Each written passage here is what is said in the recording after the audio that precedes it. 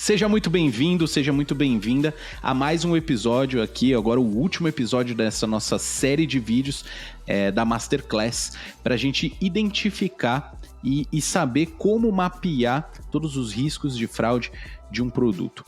Especificamente nessa série de vídeos a gente está tratando do Pix, né? Está utilizando o Pix como plano de fundo. E sem mais delongas, vou entrar aqui no conteúdo do nosso terceiro episódio. Para isso eu vou convidar mais um dos nossos instrutores aqui do Fraud Bootcamp, que é o Yudi. O Yudi vai me ajudar aqui a fazer a finalização desse processo todo que começou lá com o Vitor, depois entrou o Anzai e agora a gente caminha para o final, né? E eu fiz uma promessa, Yudi, no episódio 2, que foi, eu ia contar para todo mundo aqui quais eram os 4 pilares que, se eu olhasse para eles, eu conseguiria mitigar qualquer fraude. Então, qualquer solução de fraude, ela pode ser encaixada nesses 4 pilares. Eu tenho certeza que quem assistiu esse vídeo e demorou para assistir o episódio 2 e demorou para assistir o episódio 3, deve estar maluco para querendo saber quais são esses 4 pilares. Então eu vou começar perguntando isso para você. Me explica quais são esses 4 pilares e o que tem em cada um deles. Por favor, Yudi, seja bem-vindo. Obrigado, Marioto. Obrigado pelo convite e você não mentiu mesmo. Com esses 4 pilares a gente consegue identificar a maioria dos mitigadores que a gente precisa conduzir, seja para o Pix ou seja para qualquer outro tipo de produto, que a gente precisa gerir a prevenção a fraudes dele. E eles são 4, né? A prevenção, a detecção, a remediação e a repressão. Falando assim, rapidamente um pouquinho sobre os 4, né? A prevenção são ações que a gente faz para a gente evitar que a fraude aconteça.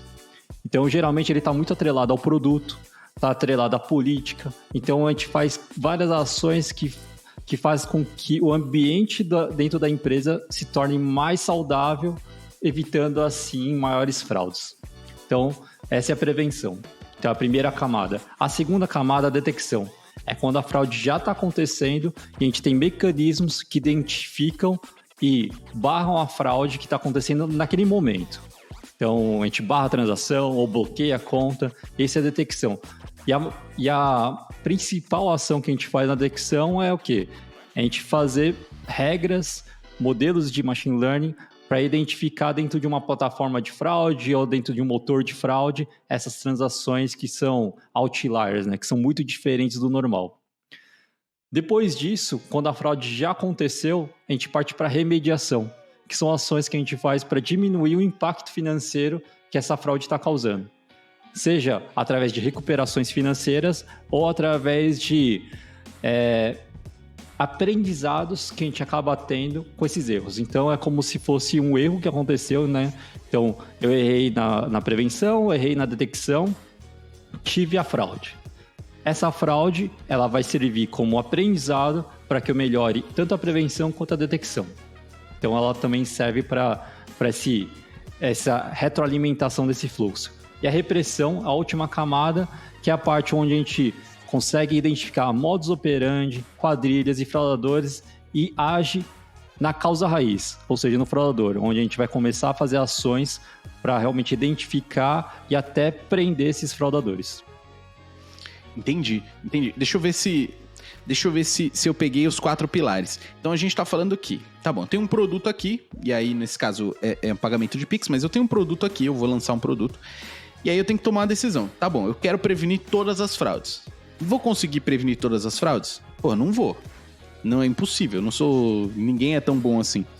Então eu vou prevenir a maior parte das fraudes, também nunca impedindo que o negócio aconteça, aquela coisa que a gente já falou aqui, que se eu quiser zerar a fraude, eu fecho o autorizador, né?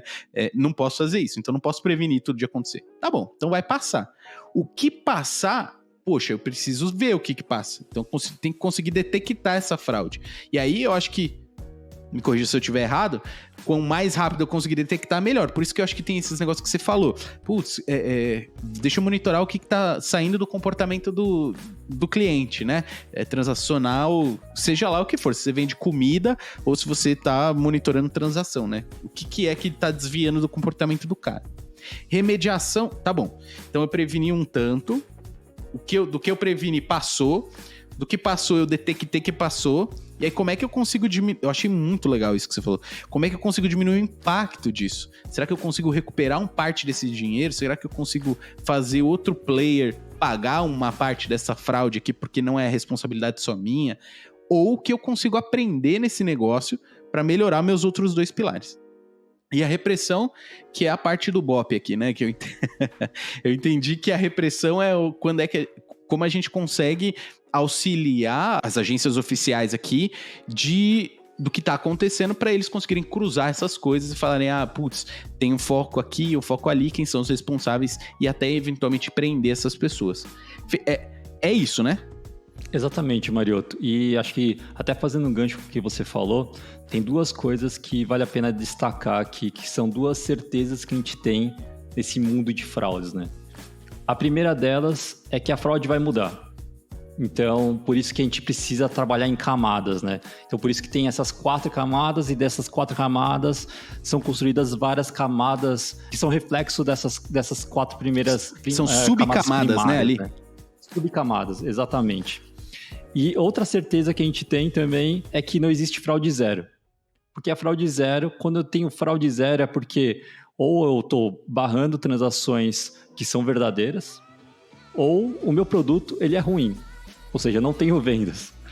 Então, pro produto, quando o produto é bom, quando o produto tem atratividade, ele tem fraude.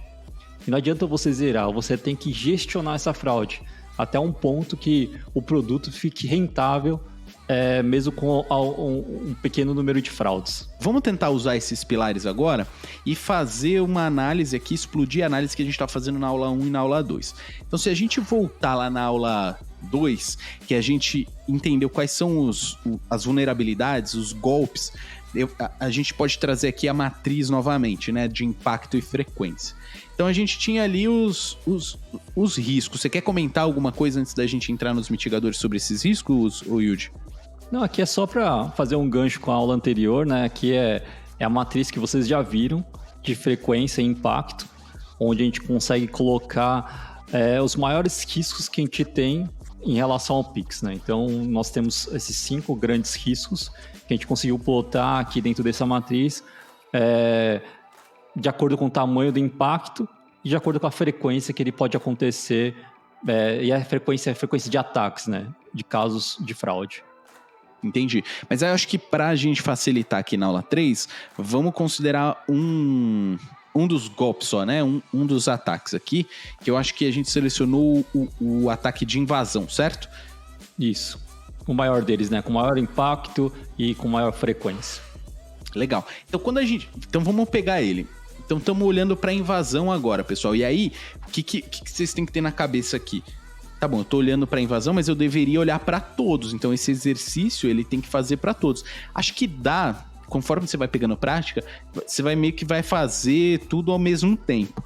Mas até lá, o importante é você conseguir passar por todas as etapas, não pular a etapa, porque senão vai ficar perneta o seu risk assessment, né?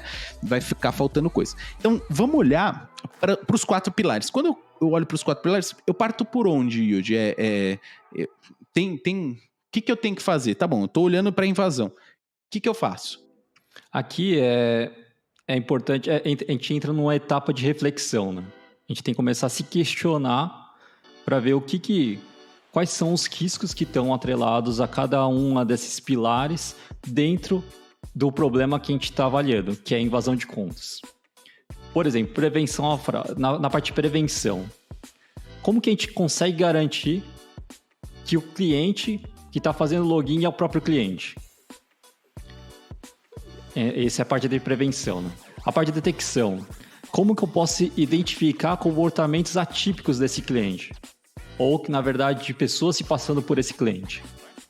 E se caso acontecer qualquer tipo de comportamento atípico, como eu posso validar que aquele comportamento é do cliente ou não é do cliente? É de uma outra pessoa se passando por ele por conta de uma invasão de contas. No terceiro pilar, na parte de remediação, uma pergunta que você deve se fazer é: uma vez que a transação fraudulenta ela aconteceu, ela foi realizada, como que eu posso recuperar essa perda? Será que existe alguma forma, alguma política, algum processo que faça com que eu consiga remediar isso ou recuperar um pouco desse prejuízo? E entrando na próxima etapa, né, o próximo pilar, a repressão, imagina que a gente conseguiu identificar através de alguns ataques um modus operandi específico. Como que eu posso agir nesse modus operandi específico? Como que eu posso agir na repressão do fraudador que tá vinculado a esse modus operandi ou dessa quadrilha que está vinculada a esse modus operandi? Então, são perguntas que você faz em cada um dos pilares para te ajudar a identificar ações que possam ser feitas para minimizar o risco e o impacto daquele problema, né? Nesse caso, a invasão de contas dentro do Pix. Muito legal, muito legal. Então, vamos botar a mão na massa aqui, Yudi. Vou te pedir, então, o que seriam soluções para cada um desses pilares aqui, pensando na invasão? O que seria... O que a gente pode colocar como solução e como ela está classificada dentro de cada um desses pilares? Aqui a gente vai citar algumas ações que, inclusive, muitas delas já foram implementadas por algumas empresas e já foram recomendadas, inclusive, pelo grupo que foi criado, né, para a construção do Pix. Então, na parte de prevenção, autenticação de multicamadas. Isso é super importante, né? Fazer a autenticação em multicamadas. O device fingerprint, a gente tem uma boa identificação do device do usuário. A educação do cliente, isso é uma coisa que é super importante. Muitas vezes é um trabalho de formiguinha, porque é muito difícil você ver o efeito rápido disso, mas a gente vê que cada vez é mais importante ter essa etapa de educação do cliente, principalmente agora que está aumentando cada vez mais a parte de engenharia social. Então, a gente precisa disso. Isso faz parte, acho que até da educação financeira da população brasileira que está acontecendo hoje. Então, isso é super importante.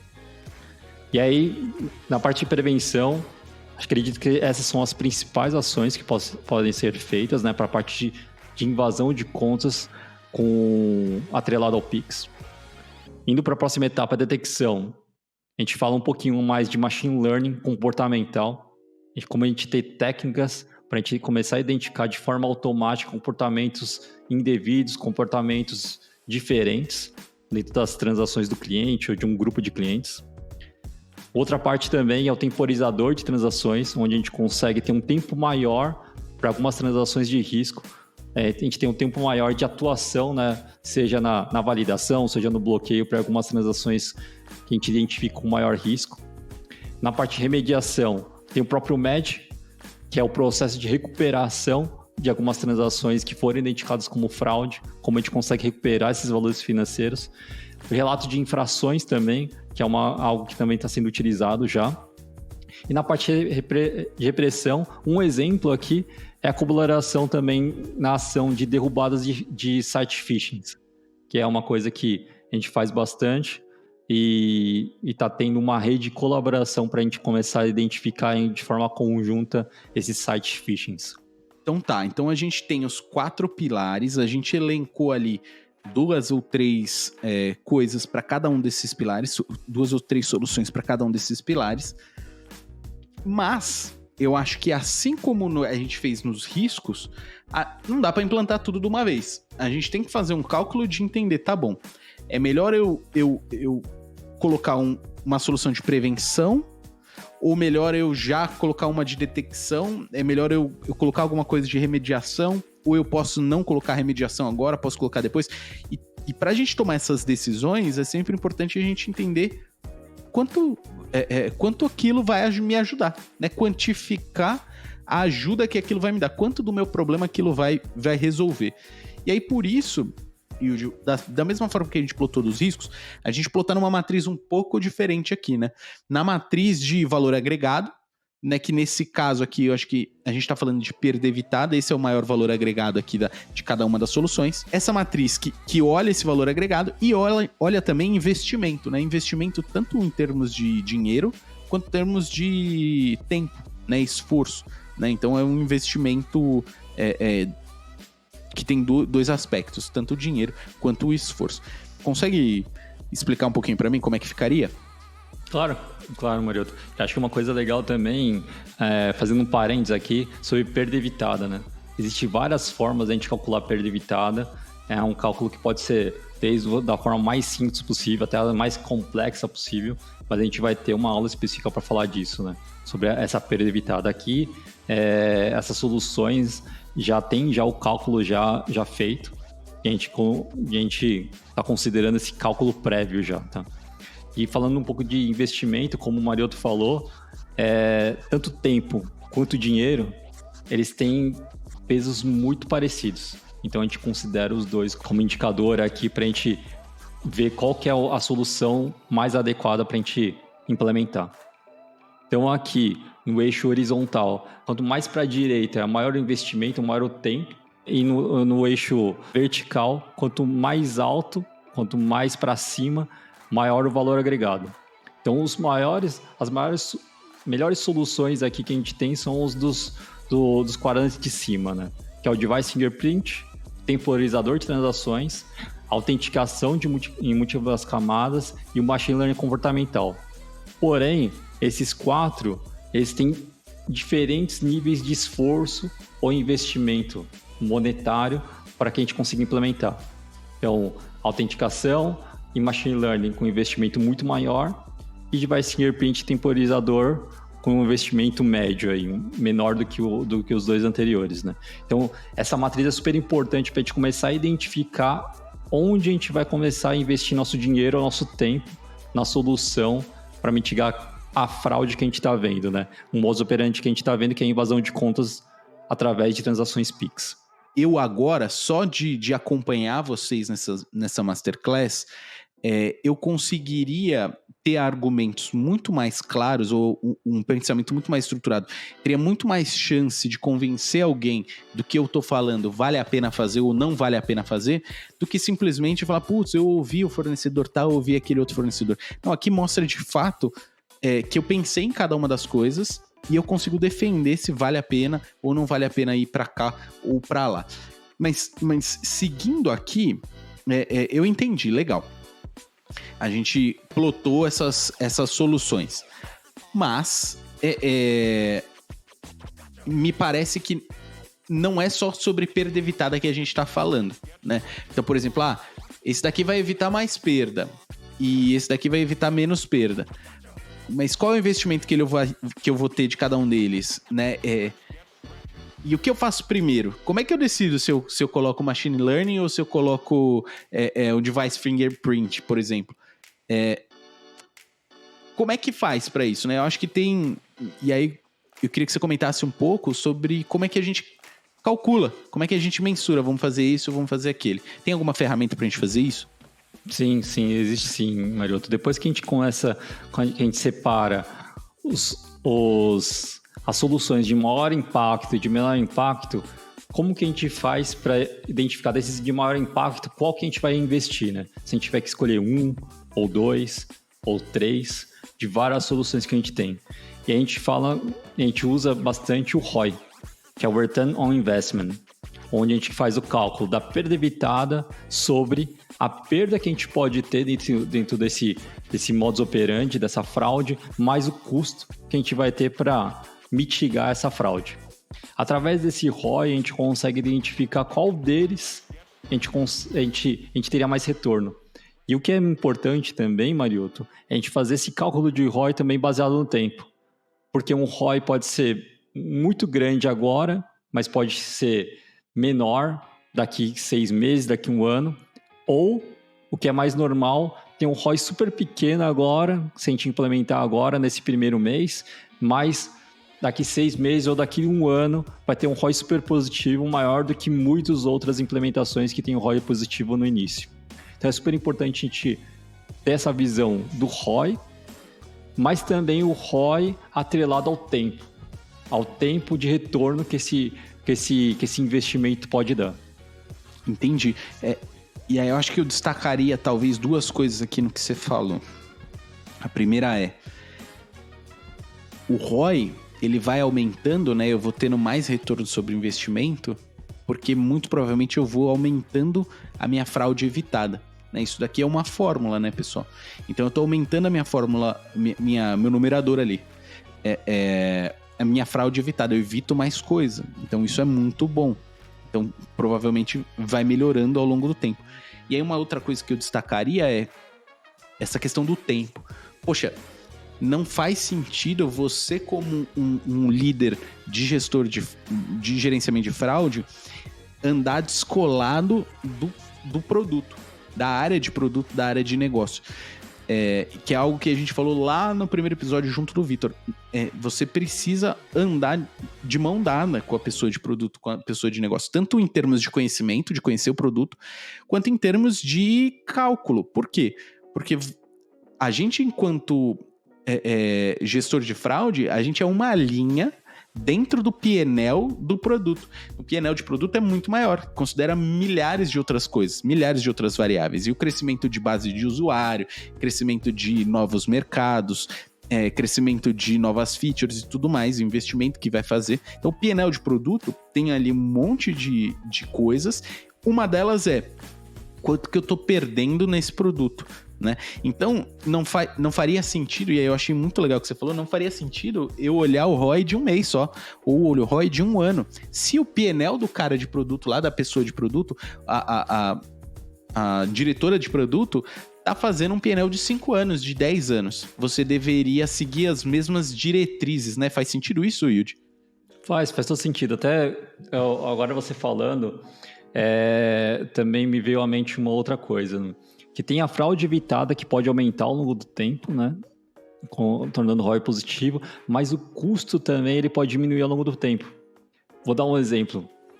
Machine Learning. Machine Learning é uma coisa que, para você começar a implementar, ele custa muito, muito. Não só dinheiro, como tempo.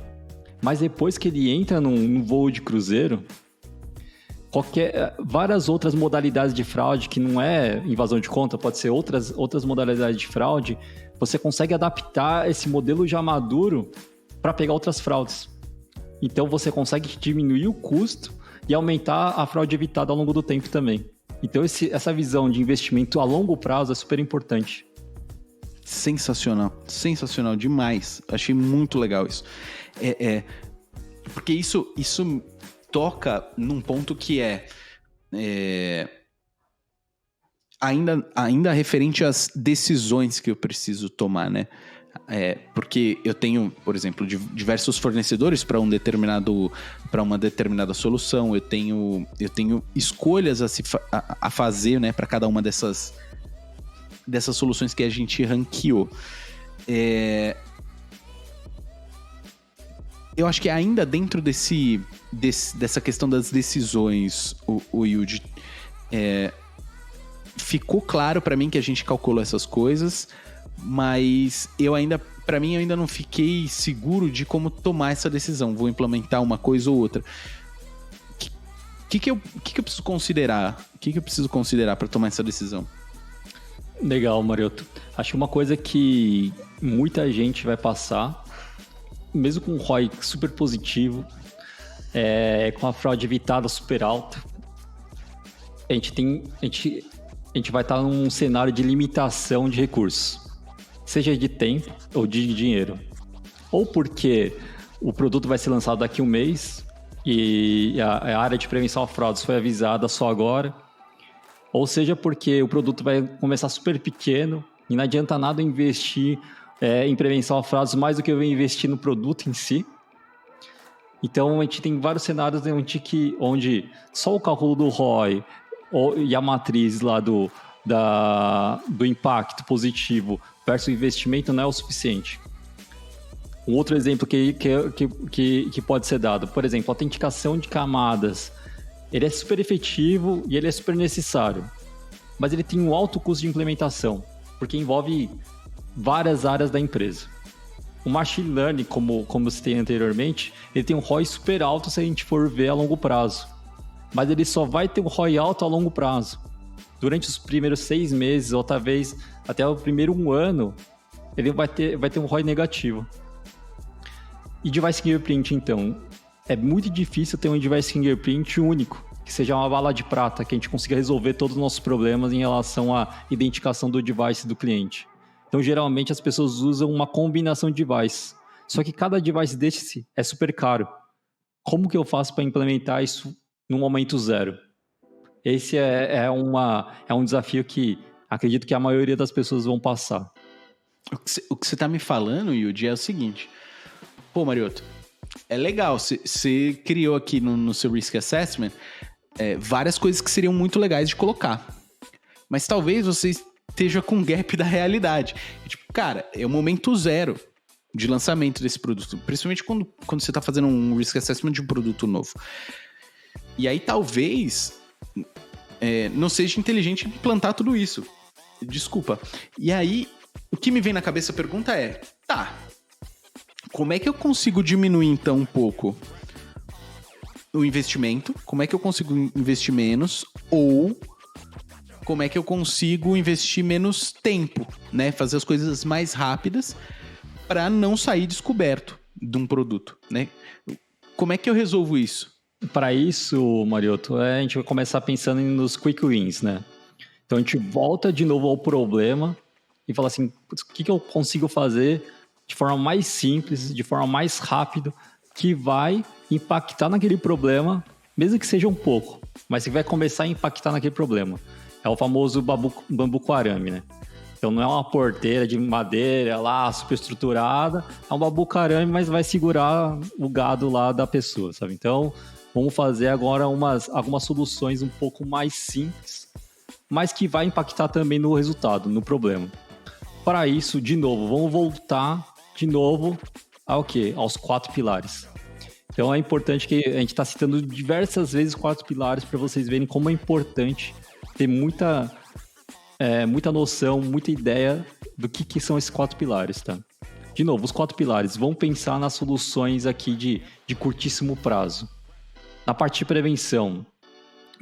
E de novo, pessoal, a gente não está pensando aqui nas melhores soluções do mundo. Então, pode ter um impacto no cliente, pode ter um impacto na receita. Então, a gente está pensando em soluções paliativas, soluções a curto prazo.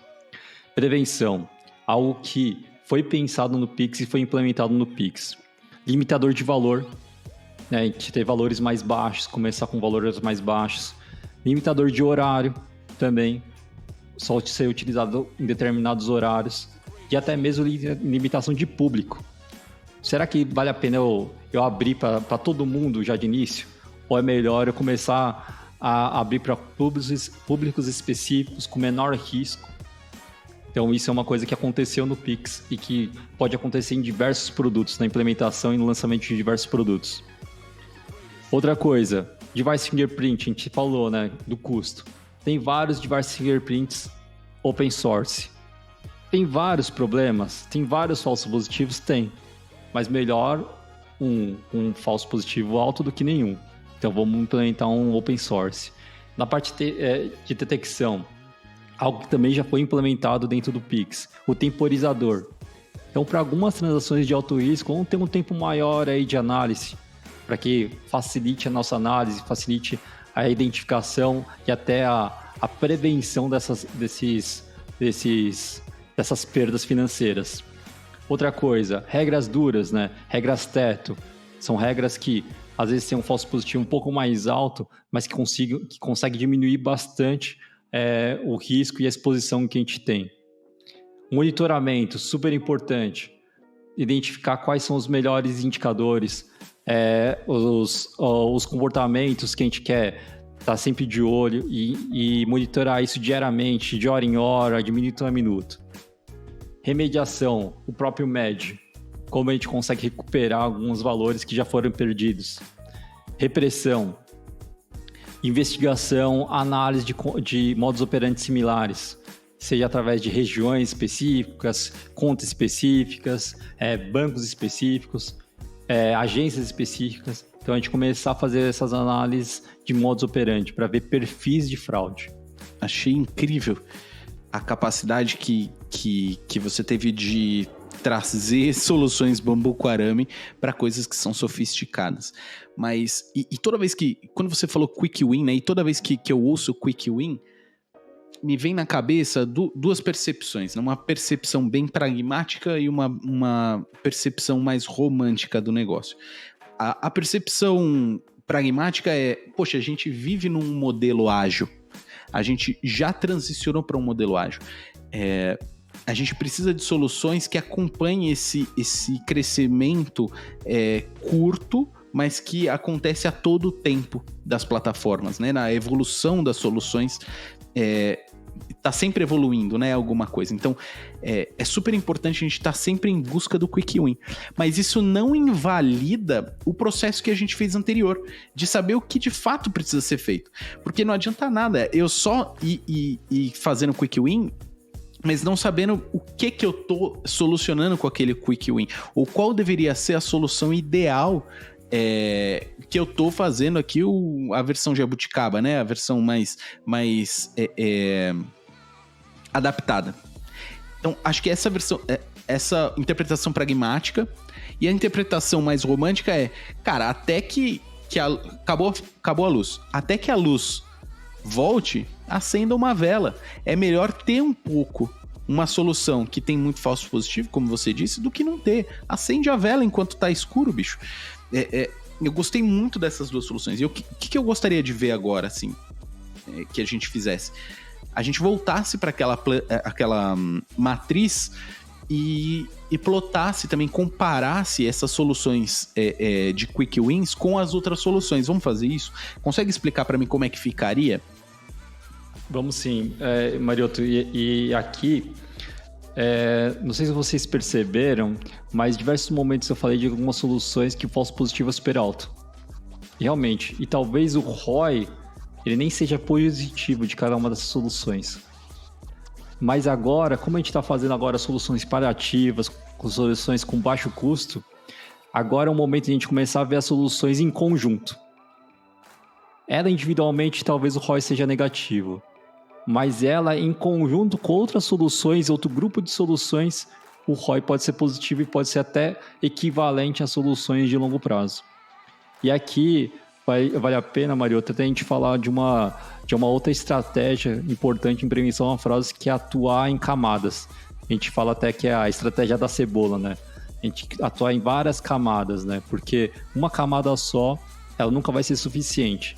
E se ela é suficiente hoje, ela pode não ser suficiente amanhã, porque o fraudador vai mudar o comportamento dele.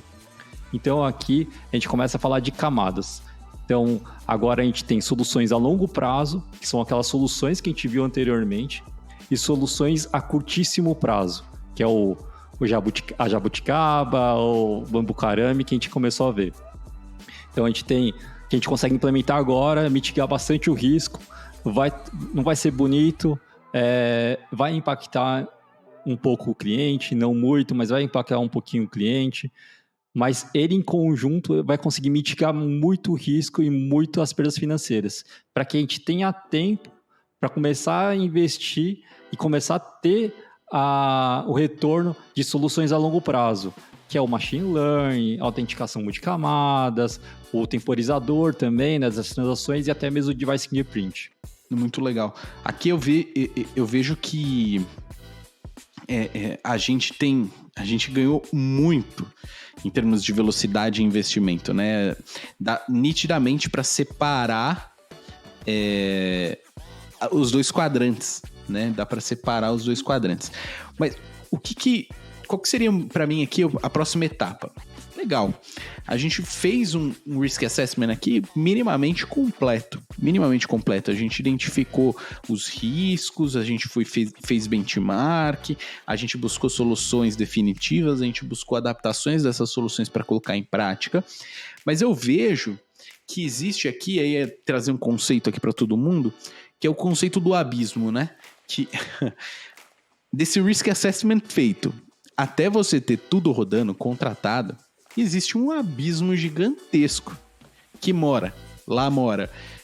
Convencer a diretoria de que você tem que contratar tal coisa, de que seu plano faz sentido, pegar o dinheiro, né, até conseguir os recursos necessários, fazer cotação com o fornecedor, ou identificar, ou fazer a construção da solução, implementar e tal. Então tem um abismo gigantesco entre o que a gente fez até agora e o que soluciona, né? E aí eu acho que, em linha com esse quick win, queria que você comentasse um pouco essa questão talvez do MVP, né? Não sei se faz sentido, mas como é que a gente traz esse valor agregado, né? Esse valor que está lá do outro lado do abismo para perto. Como é que a gente diminui um pouco esse abismo, Yudi? Tem alguma estratégia que a gente possa usar para acompanhar o lançamento desse produto, para a gente acompanhar o business, né? Para a gente acompanhar aquela diretora de produto que está interessada no P&L dela e em explodir a utilização do produto de fato. Tem alguma estratégia que a gente pode utilizar aí? Legal. Acho que toda essa estratégia que a gente montou até agora, ela é uma estratégia que ela consegue funcionar tanto em modelos de gestão tradicionais, de empresas tradicionais, quanto em empresas de tecnologia, empresas que utilizam um modelo de gestão mais ágil. Por quê? Porque a gente conseguiu separar o que é investimento de longuíssimo prazo de curtíssimo prazo. E quando a gente fala de curtíssimo prazo, esse MVP, né, que você citou, Mariotto, é super importante. Que a gente consegue fazer com o mínimo esforço possível para a gente testar, para a gente acompanhar. E aí, o importante para a gente diminuir esse abismo é a gente pensar como produto. E quando a gente começa a pensar como produto, a gente fala, putz, o que a gente pode fazer atrelado à estratégia do produto para conseguir minimizar o risco? O que o produto sempre faz quando está começando, né? Um produto novo, um negócio novo. Começa aos poucos. Começa com um público específico. Por que não esse público específico ser de menor risco?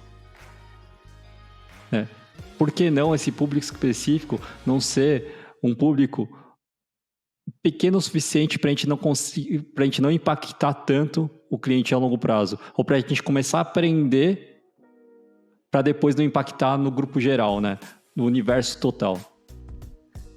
Então, aqui eu acredito que a gente falou de muitas coisas, né, para diminuir o abismo, né? Tem a comunicação, tem a parte de pensar em ROI, divisão de curto e longo prazo, mas a outra coisa que eu adicionaria aqui é isso, pensar como produto. O produto ele precisa ser testado e a fraude também precisa ser testada. Por que não combinar os dois? Que incrível, cara. Que incrível. Justamente, né? Novamente aquele negócio que a gente tem que andar junto com o business como um viabilizador de negócio, não como alguém que fica gritando os riscos que aquilo pode acontecer, né? Essa postura de viabilizar negócio é uma cultura, né, que a gente tem que desenvolver enquanto profissional de risco. Putz, eu acho que a gente pode caminhar aqui, Yudi, pro final aqui da terceira aula, e aí vamos caminhando pro final dessa Masterclass também. Mas antes disso, eu gostaria de apresentar um conceito, falando muito de produto mesmo, é um conceito bem utilizado em produto, que a gente pode trazer para o mundo de gestão de risco de fraude.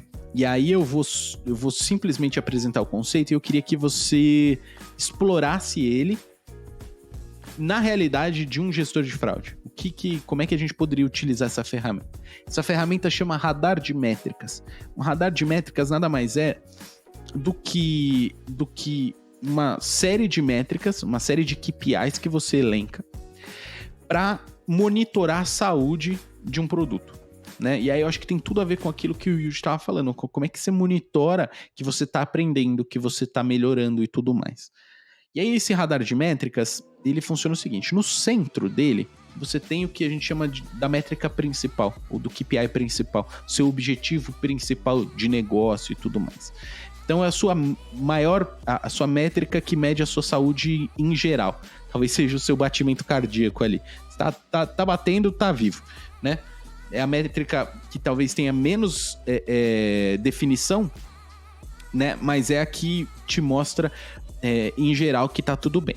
E aí você tem a primeira camada desse radar de métricas, que são pilares. São as primeiras dimensões desse radar de métricas. Que ele vai ter ali métricas que atingem diretamente a sua métrica principal, né? Então, como é que eu, nessa dimensão ou nessa dimensão, consigo melhorar essa métrica principal, o que a gente chama de North Star Metric. Em algumas escolas falam disso. North Star Metric. Como é que a gente define indicadores, entende que tem indicadores que, se eu mexer nele, mexe a métrica principal. Se eu melhorar esse indicador, melhora a minha métrica principal. Ou se piorar, piora a minha métrica principal também. E aí, para cada uma dessas, a gente pode elencar ali, talvez, dois ou três outros indicadores, 2 ou 3 outras métricas que fazem a mesma coisa. Então, é em camadas, né? Eu mexo nessa métrica menorzinha, essa métrica menorzinha mexe no meu KPI, que é uma dimensão, e aí, consequentemente, a métrica principal muda. Então, isso traz pra gente uma ferramenta que mostra a saúde como um todo do produto. E aí, Yudi, eu queria que a gente entrasse e falasse um pouco sobre como a gente pode usar isso para o nosso mundo de fraude. Como é que a gente pode adaptar essa ferramenta? Aqui, eu queria apresentar para vocês um exemplo, né? Um exemplo do que pode ser se essa ferramenta ela pode mudar de acordo com o produto, de acordo com o negócio, e até mesmo de acordo com a maturidade da área de prevenção a fraudes. Um bom exemplo é o próprio North Star Metric. Ele geralmente, qual que é o indicador que é geralmente utilizado? É o Basis Points, que é basicamente a nossa perda de fraude, que geralmente pode ser o chargeback mesmo, sobre o nosso faturamento, ou GMV. Então, geralmente as pessoas utilizam esse como principal indicador. Mas ao longo da evolução da maturidade da área de prevenção a fraudes, a gente vai vendo que só ter esse indicador de perdas não é o suficiente. A gente precisa ver também o impacto no cliente, o impacto na receita.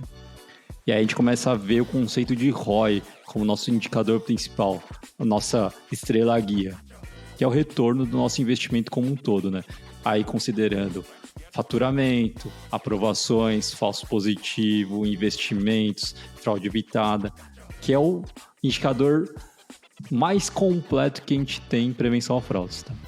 E aí, a partir desse, tem os pilares, de novo, os 4 pilares: prevenção, detecção, remediação e repressão. E cada um deles vai ser composto por outros indicadores que vão impactar no Basis Points ou no ROI.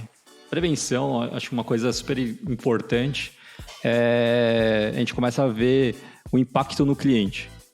Então, começa a ver taxa de reclamação, NPS. É uma parte que geralmente é muito esquecida por diversas áreas de prevenção a fraude, mas é super importante. Então, quando você começa a ver esses indicadores, você começa a entrar numa maturidade diferente da área.